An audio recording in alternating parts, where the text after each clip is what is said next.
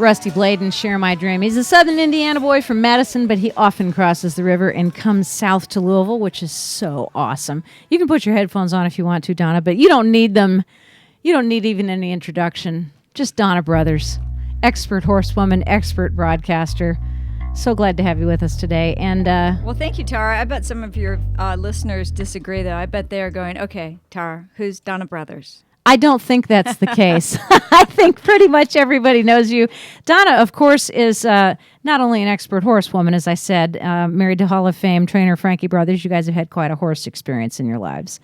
But also the person who greets the winners of the Derby, the Preakness, and the Belmont at the finish line and gets the very first interview. How exciting is that?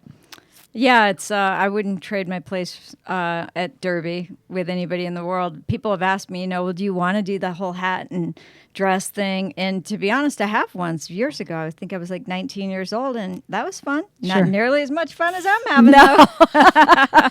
Donna, you had a successful career as a jockey, but I'd love to know. I mean, everybody knows that, right? I don't know, maybe. You jockeyed for a long time. I did. And it's funny, Tara, I've been retired now for 18 years. I retired in 1998. So you started riding when you were 9? Exactly. Thank you for that. You're welcome. And I still have people who introduce me and they go, oh, this is my friend Donna Brothers. She's a jockey. And I'm like, really? So do they do that to everybody? Like if you did something for 12 years and you did it 20 years ago, do people still go oh, this is Tara Bassett, she's an engineer? Well, no, not really. No, actually, she was Miss Louisville. Okay, there you go. In 1983. But do they still call you? Do they still go, this is Tara Bassett, Miss Louisville? No, they at least say you were Miss Louisville, right? They say former Miss Louisville, which is even worse. Oh, my God, when you're a former 1983, that's pretty cool. Not a kicker, I tell you what. And so how old were you, 4? So kind of you. No, I was in my 20s at that point. I'll show you some pictures. Well, you've seen pictures, even though you're not on Facebook anymore. Have you gone back on Facebook?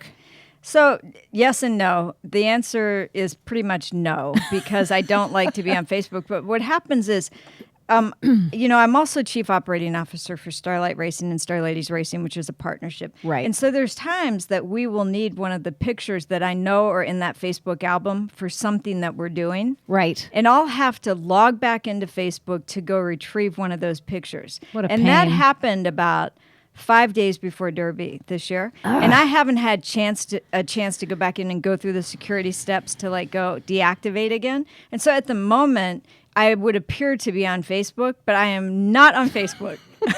Was it kind of a rebel thing that you did? It was purely a time management issue. Was it? And so there were 2 things I stopped doing at the same time, and neither one of which I did a lot. But I would say that between the 2, they took about 2 hours out of my week. And that was online shopping and Facebook.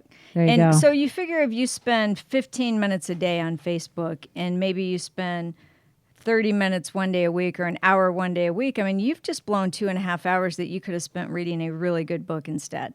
Or riding a horse, for instance. Well, for me, I realized the one thing that I don't do unless I'm at the airport is read. And I love to read. I just didn't take the time to do it. And so what I did was I committed to reading 10 pages a day of a good book. And cool. I do that. And so if you read 10 pages a day of a good book, that at the end of the year, you've read 3,650 pages, which comes out to around 12 books. That's pretty good. Yeah, so a book a month. People go I don't have time to read, and that's what was my excuse forever. And then I realized, okay, are there ways that I could trim the fat on my time? And 2 of those ways were Facebook and online shopping. Brilliant.